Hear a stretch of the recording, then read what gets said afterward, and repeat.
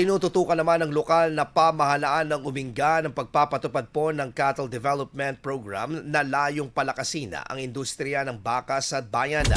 Kaugnay nito, bumisita ang technical team mula sa Department of Agriculture para sa isang briefing hinggil sa plano ng programa. Target ng proyekto na gawing pangunahing cattle industry hub ang Umingan, kabilang ang pagtatayo ng isa sa pinakamalalaking fattening feedlot sa bansa sa First Atkins Farms sa Barangay Flores.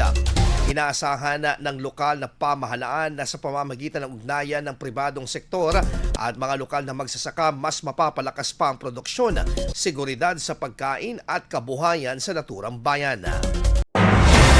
IFM News. IFM News. IFM News.